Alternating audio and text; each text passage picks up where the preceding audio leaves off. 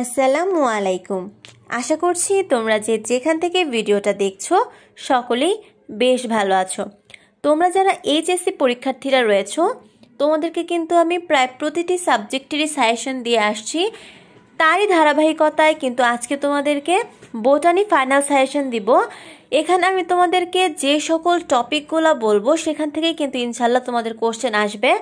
তো শুধু তোমরা এখানে দেখলেই হবে না, আমি মুখে মুখে তোমাদেরকে যেগুলো বলে দিব সেগুলোও কিন্তু তোমাদেরকে অবশ্যই মনোযোগ সহকারে শুনতে হবে। এবং মোস্ট ইম্পর্ট্যান্ট কথা হচ্ছে যে আমি তোমাদেরকে বলে দিব কোথা থেকে এমসিকিউ আসবে, কোথা থেকে তোমাদের সৃজনশীল আসবে, তাই কথাগুলো একটু স্কিপ না করে শোনা কিন্তু তোমার জন্য আবশ্যক। আরেকটা ইম্পর্টেন্ট কথা হচ্ছে এই সাজেশন দেওয়ার পরেই কিন্তু আমরা এই ভিডিওতে চিত্র সাজেশন দেখব। তোমরা সকলেই জানো যে আমাদের জন্য চিত্র বায়োলজিতে কি পরিমাণ ইম্পর্টেন্ট, সো সেই অংশটুকু দেখে আসা কিন্তু তোমার জন্য অবশ্যই গুরুত্বপূর্ণ। তো দেখো, আমাদের প্রথম অধ্যায় কোষ ও এর গঠন। এই অধ্যায়টা অনেকেই পছন্দ করে, আবার অনেকেই পছন্দ করে না, যেহেতু অধ্যায়টা একটুখানি বড়। কিন্তু এখান থেকে কিন্তু আমাদের ইজি কোশ্চেন আসে। যেমন দেখো, এখানে আমাদের 7টা টপিক পড়লেই হবে। যেমন প্রথমে আছে আমাদের কোষ প্রাচীরের গঠন ও কাজ। কোষ প্রাচীরের গঠন এবং কাজ থেকে আমাদের কিছু এমসিকিউ আসতে পারে। এছাড়া আমাদের কিন্তু ক্ষয়ের ক্ষেত্রে কোশ্চেন আসতে পারে। এরপর হচ্ছে দেখো আমাদের কোষঝিল্লির fluid mosaic model. Fluid mosaic model কিন্তু খুব ইম্পর্টেন্ট একটা টপিক। এটা সাধারণত আমাদের গ নাম্বার সৃজনশীলের গতে চলে আসে। এর জন্য কিন্তু তোমাদের এই ফ্লুইড মোজাইক মডেলটা পুরোটা সম্পর্কেই ধারণা রাখতে হবে, কারণ এটা তোমাদের সরাসরি সৃজনশীলে চলে আসে। এরপরে দেখো আমাদের কোষ প্রাচীর ও কোষঝিল্লির মধ্যে পার্থক্য। এখান থেকে আমাদের সাধারণত ক্ষতে কোশ্চেন আসে, মানে পার্থক্য আকারে বলতে পারে যে 2টা পার্থক্য লিখো কোষ প্রাচীর এবং কোষঝিল্লির ভিতরে।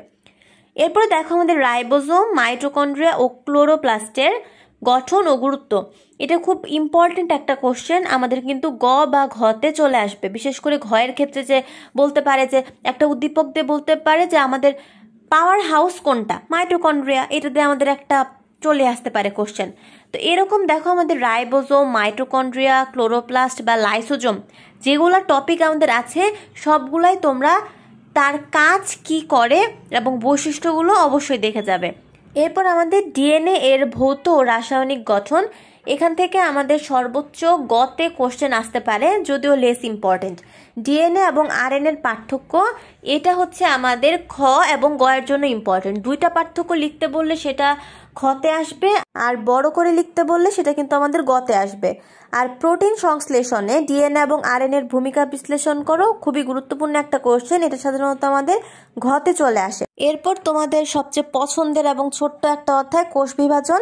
এখান থেকে দেখো আমাদের কোষচক্র সংশ্লেষণের গুরুত্ব, মাইটোসিসের ক্যারিওকাইনেসিসের ধাপ ও একে অপরের মধ্যে পার্থক্য, মিওসিস 1 এর প্রোফেজ 1 এর বর্ণনা, মাইটোসিস ও মিওসিসের গুরুত্ব বর্ণনা এবং জিনগত বৈশিষ্ট্যের দৃষ্টিতে ক্রসিং ওভারের গুরুত্ব বর্ণনা। তো এখান থেকে কি আসে আমি বলি যে মিওসিস 1 এর প্রোফেজ 1 এর যে ধাপগুলো আছে আমাদের, যে লেপ্টোটিন, জাইগোটিন, এই জিনিসগুলো থেকে আমাদের যেমন এমসিকিউ আসে, ঠিক তেমনই কিন্তু আমাদের হতে চলে আসারও একটা চান্স রয়েছে। এরপরে আমাদের ক্ষয়ের জন্য কিন্তু মাইটোসিস এবং মিওসিসের মধ্যে পার্থক্য চলে আসতে পারে। এছাড়া এটা আমাদের ঘতেও বলতে পারে যে কোনটা বেশি গুরুত্বপূর্ণ, এরকমও চলে আসতে পারে। এরপরে আমাদের মোস্ট ইম্পর্টেন্ট একটা টপিক হচ্ছে যে আমাদের মাইটোসিসের যে ধাপগুলো রয়েছে, প্রোফেজ, প্রোমেটাফেজ, মেটাফেজ, অ্যানাফেজ, এগুলো তোমাদেরকে একটা চিত্র দিয়ে বলতে পারে যে কোনটা কি, ঠিক আছে? তাই প্রতিটি ধাপের প্রত্যেকটা অংশ কিন্তু খুব ভালো করে পড়তে হবে এবং মুখস্থও করতে হবে। এছাড়া ক্রসিং ওভারের গুরুত্ব এটাও দেখবে, কারণ এটা আমাদের ঘতে চলে আসে। এরপর তোমাদের অণুজীব অধ্যায়। এই অধ্যায়টা তোমরা অনেকেই ভয় পাও, যেহেতু এই অধ্যায়টা একটুখানি বড়। এখান থেকে আমরা ভাইরাসের গঠন ও জড় এবং জীবের যোগসূত্র দেখতে পারি, ভাইরাসের লাইটিক ও লাইসোজেনিক চক্র এবং ডেঙ্গুর কারণ, লক্ষণ ও প্রতিকার। খুবই ইম্পর্টেন্ট একটা কোশ্চেন, এই পুরো চক্রটাই তোমাদের পড়তে হবে এবং মনে রাখতে হবে। ব্যাকটেরিয়ার গঠন খুবই গুরুত্বপূর্ণ, আমাদের গয়ে চলে আসতে পারে। ব্যাকটেরিয়া ও ভাইরাসের গুরুত্ব এবং পার্থক্য, ম্যালেরিয়ার জীবনচক্র, ম্যালেরিয়ার কারণ, প্রতিকার ও প্রতিরোধ। তো এই অধ্যায় থেকে যদি একটা টপিকের কথা বলো যেটা আমাদের সব থেকে বেশি ইম্পর্টেন্ট, তাহলে বলবো ম্যালেরিয়া, কারণ ম্যালেরিয়া থেকে আমাদের এই অধ্যায়ের সব থেকে বেশি চান্স আছে কোশ্চেন চলে আসার। তো তোমরা এখান থেকে যে 6টা টপিক বলেছি, এই 6টা টপিক পড়লে আমাদের হয়ে যাবে। এরপর দেখো আমাদের নগ্নবীজি ও আবৃতবীজি অধ্যায়। এখান থেকে আমরা নগ্নবীজি ও আবৃতবীজির যে বৈশিষ্ট্যগুলো রয়েছে অবশ্যই দেখব, কারণ এখান থেকে আমাদের এমসিকিউ চলে আসে, সাথে আমাদের কিন্তু সৃজনশীলও আসে। বৈশিষ্ট্য প্লাস পার্থক্য দুইটাই দেখতে হবে। সাইকাসকে পাম ফার্ন এবং এর মূলকে কোরালয়েড মূল বলা হয় কেন, এখান থেকে আমাদের ক্ষতে কোশ্চেন চলে আসবে। পোয়েসিয়া গোত্রের শনাক্তকারী বৈশিষ্ট্য ও অর্থনৈতিক গুরুত্ব খুবই ইম্পর্টেন্ট, এটা আমাদের ঘতে কিন্তু চলে আসবে, কারণ এখানের যে তোমার উদাহরণগুলো আছে যে উদ্ভিদগুলো দিয়ে উদ্ভিদের বৈজ্ঞানিক নাম সহ এবং তার গুরুত্ব, এটা কিন্তু সব থেকে বেশি আমাদের জন্য ইম্পর্টেন্ট। মালভেসি গোত্রের শনাক্তকারী বৈশিষ্ট্য অর্থনৈতিক গুরুত্ব। পুষ্প সংকেত ও পুষ্প প্রতীক বলতে কি বুঝো? এখান থেকে আসলে সাধারণত আমাদের সব থেকে মোস্ট ইম্পর্টেন্ট বলা চলে যে পোয়েসিয়া এবং মালভেসি গোত্রের শনাক্তকারী বৈশিষ্ট্য এবং অর্থনৈতিক গুরুত্ব। এরপরে দেখো আমাদের টিস্যু ও টিস্যুতন্ত্র অধ্যায়। এখান থেকে আমরা অবস্থান, উৎপত্তি ও কাজের উপর ভিত্তি করে ভাজক টিস্যুর যে শ্রেণীবিন্যাসগুলো রয়েছে সেই শ্রেণীবিন্যাসগুলো আমরা একবার করে পড়ে যাব। এখান থেকে আমাদের এমসিকিউ কিন্তু চলে আসতে পারে। জাইলেম ও ফ্লোয়েমের অবস্থান ও গঠন উদ্ভিদের অংশভেদে ভিন্ন বিশ্লেষণ করো।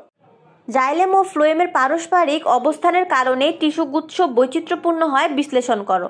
এবং একবীজপত্রী উদ্ভিদের মূল এবং কাণ্ডের অন্তর্গঠনের চিত্র পার্থক্য লিখো।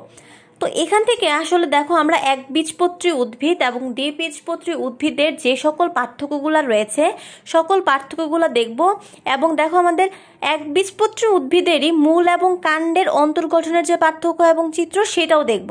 সাথে আমাদের জাইলেম এবং ফ্লোয়েমের যতগুলো বিষয় রয়েছে সবগুলো বিষয়ই দেখার চেষ্টা করব, কারণ এখান থেকে কিন্তু আমাদের এই কয়েকটার ভিতরেই কোশ্চেন চলে আসে। মাত্র 4টা টপিক, আর এই 4টা টপিকের ভিতরে আমাদের কোশ্চেন আসে। এছাড়া আমরা ভাজক টিস্যু এবং স্থায়ী টিস্যুর যে পার্থক্যগুলো আছে এগুলো দেখব, এটা আমাদের ক্ষয়ের জন্য ইম্পর্টেন্ট, সাথে আমাদের এমসিকিউর জন্য খুব ইম্পর্টেন্ট। এরপর দেখো তোমাদের সব থেকে বেশি ভয়ের অধ্যায় উদ্ভিদ শারীরতত্ত্ব, যে অধ্যায়টা অনেকে স্কিপ পর্যন্ত করে, কিন্তু আসলে যারা এই অধ্যায়টা বুঝে তাদের জন্য অনেক বেশি মজা, কারণ একটা অধ্যায় থেকে তোমরা 2টা সৃজনশীল কমন পাবে। তো এখান থেকে দেখো আমরা প্রথমেই যে টপিকটা পড়বো সেটা হচ্ছে পত্ররন্ধ্র। পত্ররন্ধ্রের গঠন, বর্ণনা, পত্ররন্ধ্র খোলা এবং বন্ধ হবার যে কৌশল রয়েছে সেই কৌশলটা পড়বে। সাথে পত্ররন্ধ্র এবং পানি পত্ররন্ধ্রের মধ্যে পার্থক্য কি, পার্থক্যগুলো দেখার চেষ্টা করবে। এখান থেকে আমাদের কোশ্চেন হবে। খনিজ লবণ পরিশোষণের মতবাদগুলো বর্ণনা করতে হবে, বা মতবাদগুলো তোমরা অবশ্যই দেখবে। সাথে প্রশোধন প্রক্রিয়ার ফলে কোন এলাকার বৃষ্টিপাতের সম্ভাবনা বৃদ্ধি পায়, কেলভিন বা হ্যাচো-স্ক্ল্যাশ চক্রের গতিপথ বর্ণনা করো। চক্রীয় এবং অচক্রীয় ফটোফসফোরাইলেশনের বর্ণনা করো। গ্লাইকোলাইসিস প্রক্রিয়াটি ছক আকারে দেখাও। ক্রেফ চক্র এবং এর জৈবিক গুরুত্ব বর্ণনা করো। তো এই অধ্যায় থেকে দেখো আমাদের 9টা টপিক আছে। 9টা টপিকই গুরুত্বপূর্ণ, যেহেতু 2টা সৃজনশীল আসে, সো আমাদের এখান থেকে অনেকগুলো বা অনেকভাবে কোশ্চেন হওয়ার চান্স আছে। এর জন্য আমাদের এখান থেকে তোমাদেরকে 9টা টপিক দিয়েছি, এই টপিকগুলো দেখার চেষ্টা করবে। আর আরেকটা মোস্ট ইম্পর্টেন্ট জিনিস, যে গ্লাইকোলাইসিস কোথায় ঘটে, এটা কিন্তু তোমরা অনেকেই ভুল করো। সো এই জিনিসটা খুব বেশি মাথায় রাখবে, যে এটা কিন্তু আমাদের অ্যান্সার হবে সাইটোপ্লাজম। এরপর দেখো আমাদের লাস্ট অ্যান্ড ফাইনাল চ্যাপ্টার হচ্ছে জীব প্রযুক্তি। জীব প্রযুক্তি থেকে তোমরা অনেকেই অ্যান্সার করো, এবং অধ্যায়টা ইজি, অল্প কিছু টপিক পড়লে এখানে আমরা একটা সৃজনশীল অ্যান্সার করে ফেলতে পারি। এখানে যে মেন টপিক আছে সেটা হচ্ছে রিকম্বিনেন্ট ডিএনএ প্রযুক্তি। এটা কিন্তু আমাদের মোস্ট ইম্পর্টেন্ট একটা টপিক, এবং এখান থেকে ঘুরিয়ে ফিরে কোশ্চেন আসে। সো আমাদের রিকম্বিনেন্ট ডিএনএ প্রযুক্তির ধাপ এবং গুরুত্বগুলো বর্ণনা করার বিষয়টা আমাদের দেখতে হবে। এছাড়া আমরা টিস্যু কালচার প্রযুক্তির ধাপ এবং গুরুত্ব, এইটাও খুব ভালো করে দেখবো। হয়ে কিন্তু এই 2টার ভিতরে একটা চলে আসে। এছাড়া দেখো আমাদের ডিএনএ ফিঙ্গারপ্রিন্টিংয়ে ব্যবহৃত ডিএনএ কোষের বিভিন্ন স্থানে বিদ্যমান, এবং চিকিৎসা, কৃষি ও মানব কল্যাণে জীব প্রযুক্তির গুরুত্ব বিশ্লেষণ করো। এটা আমাদের ঘয়ের জন্য ইম্পর্টেন্ট। তো দেখো আমাদের এই অধ্যায় থেকে সাধারণত 4টা টপিক পড়লেই আমাদের এনাফ। সো বুঝতেই পারছো যে ছোট্ট একটা অধ্যায়, তোমরা অল্প একটু পড়লেই ফুল অ্যান্সার করতে পারবে। তো দেখো বায়োলজির ক্ষেত্রে আমাদের চিত্র জিনিসটা অনেক বেশি ইম্পর্টেন্ট। চিত্র থেকে আমাদের কোশ্চেন হয়, চিত্র থেকে আমাদের এমসিকিউ হয়, এবং তোমরা যদি হতে চিত্র অ্যান্সার করো তাহলে কিন্তু তোমরা অনেক বেশি মার্কস পাবে। মানে বায়োলজিতে তোমাদের মার্কস পাওয়ার মূল বিষয়টা হচ্ছে আমাদের চিত্র। সো চিত্র আমাদেরকে অবশ্যই জানতে হবে, এবং আজকে আমি তোমাদেরকে যে সকল চিত্র বলবো এখান থেকে তোমাদের ইনশাল্লাহ কমন চলে আসবে। উদ্ভিদ বিজ্ঞান বা বোটানি, এখান থেকে আমাদের প্রথম অধ্যায় কোষ ও এর গঠন। এখান থেকে আমরা কোষ ঝিল্লি বা ফ্লুইড মোজাইক মডেল আমাদের জন্য খুবই ইম্পর্টেন্ট। গোলগি বডি, মাইটোকন্ড্রিয়া এবং প্লাস্টিড, এই 3টা অনেক বেশি গুরুত্বপূর্ণ। জাস্ট এই 3টা আঁকানো তোমাদের শিখলেই হবে। এর ভিতরে আমাদের মাইটোকন্ড্রিয়া এবং প্লাস্টিড সব থেকে বেশি গুরুত্বপূর্ণ।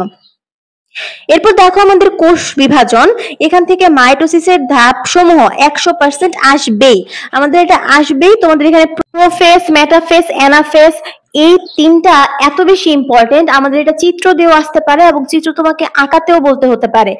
সো তোমাকে অবশ্যই মাইটোসিসের ধাপগুলো খুব ভালো করে শিখতে হবে উইথ চিহ্নিত চিত্র। ওকে, এরপর হচ্ছে আমাদের দেখো প্যাকাইটিন দশা, ক্রসিং ওভার, কায়াজমা সৃষ্টি, এই বিষয়গুলো কিন্তু অনেক বেশি গুরুত্বপূর্ণ। মানে আমি কি বললাম যে কোষ বিভাজনের এই কয়েকটা টপিক তোমাকে অবশ্যই দেখে যেতে হবে, এটা একদম আমাদের 100 স্টার টপিক, আমাদের আসবেই, এরকম গুরুত্ব দিয়ে তোমাকে দেখতে হবে।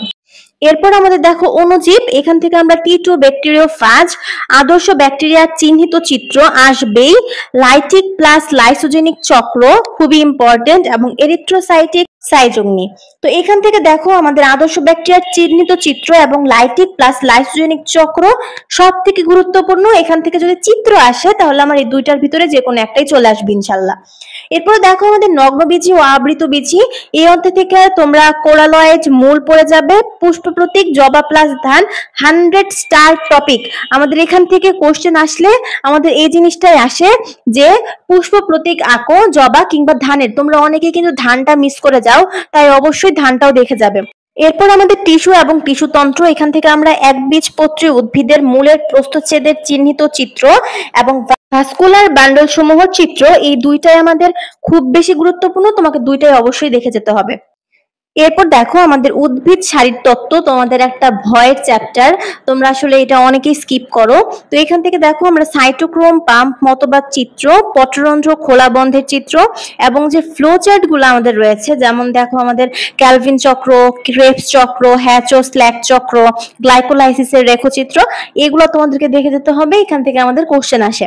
এরপর দেখো আমাদের লাস্ট অ্যান্ড ফাইনাল অধ্যায় হচ্ছে আমাদের জীব প্রযুক্তি। জীব প্রযুক্তি থেকে আমাদের দেখো টিস্যু কালচার প্রক্রিয়ার ধাপসমূহ এবং রিকম্বিনেন্ট ডিএনএ তৈরির ধাপসমূহ, এই দুটো থেকে কোশ্চেন আসে, এর বাইরে কিন্তু যাওয়ার কোনো স্কোপ নেই। তো দেখো এই হচ্ছে আমাদের বোটানি এবং জুওলজির একটা চিত্র সাজেশন। যদি চিত্র থেকে প্রশ্ন আসে মানে আসবেই, তাহলে আমাদের এর বাইরে যাওয়ার কিন্তু কোনো পসিবিলিটিসই নেই ইনশাল্লাহ। তো তোমরা অবশ্যই এই চিত্রগুলো বারবার করে প্র্যাকটিস করো, কারণ এখান থেকে আমাদের কোশ্চেন হয়। আর বায়োলজির ক্ষেত্রে দেখা যায় কি যে আমাদের চিত্র দিয়ে কোশ্চেন করে, চিত্র আমাদের আঁকতে হয়, এমসিকিউ এর ক্ষেত্রেও চিত্র দিয়ে দেয়। এর জন্য আমাদের চিত্রর জন্য ভালো একটা টাইম কিন্তু আমাদের দিতে হবে, কারণ চিত্র না প্র্যাকটিস করলে আমরা কিন্তু এটা পারবো না। তো এই হচ্ছে তোমাদের আজকের সাজেশন। আর আজকে এই পর্যন্তই, দেখো ইনশাল্লাহ পরবর্তী কোনো ভিডিওতে। সেই পর্যন্ত তোমরা সকলে সুস্থ থাকো, ভালো থাকো, আসসালামু আলাইকুম।